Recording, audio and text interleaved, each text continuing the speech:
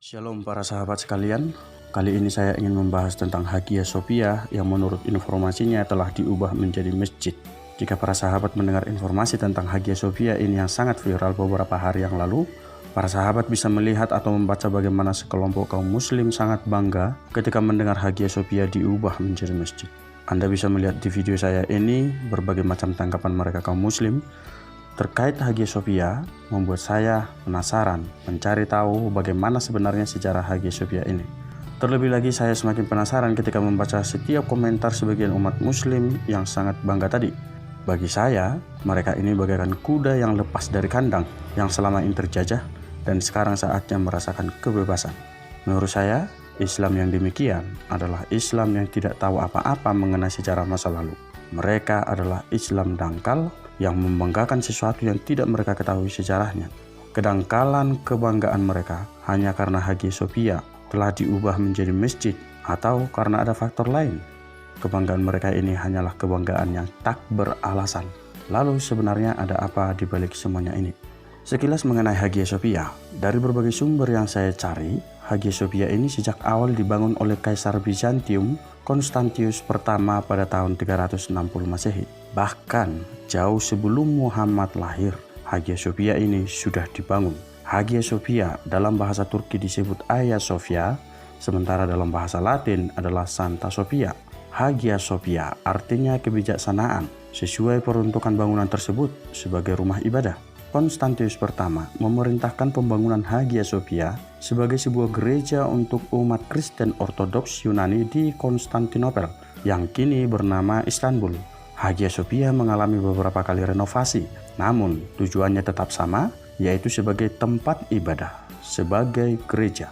Bahkan hingga tahun 537, pembangunan Hagia Sophia ini yang ketiga kalinya selesai dalam 5 tahun, dan ibadah pertama dilakukan pada tanggal 27 Desember 537. Saat itu Kaisar Justinian mengatakan, "Tuhanku, terima kasih atas kesempatan membangun sebuah tempat ibadah." Hagia Sophia melanjutkan perannya yang sangat penting dalam politik dan sejarah Bizantium, termasuk menjadi saksi perang salib. Wilayah Konstantinopel termasuk Hagia Sophia sempat berada di bawah kekuasaan Romawi untuk waktu singkat. Kekaisaran Bizantium dikisahkan berhasil menguasai kembali kota tersebut dan Hagia Sophia yang kembali rusak. Perubahan besar ketika Hagia Sophia selanjutnya terjadi sekitar 200 tahun kemudian saat dinasti Ottoman menguasai Konstantinopel.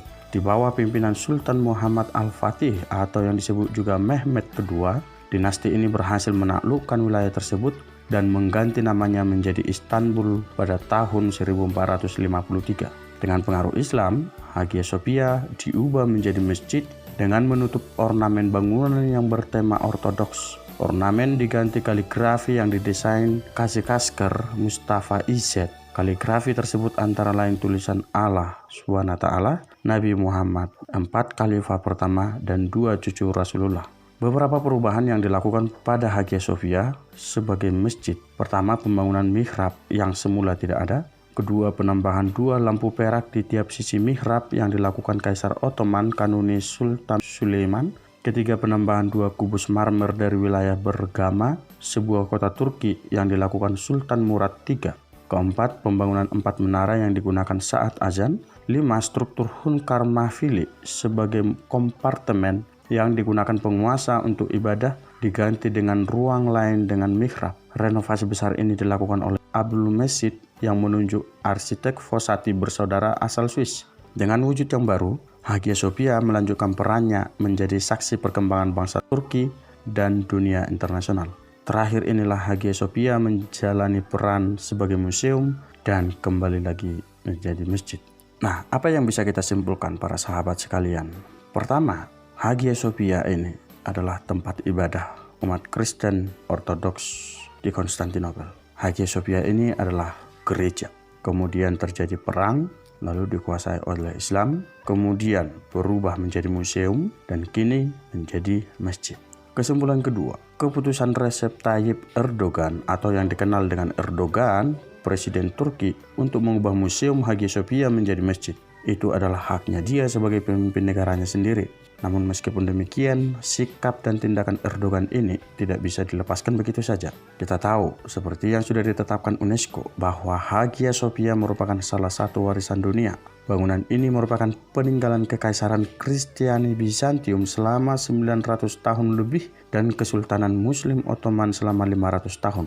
Artinya ketika Erdogan berani mengubah Museum Hagia Sophia menjadi masjid, berarti Erdogan sudah siap menghadapi atau berhadapan dengan UNESCO.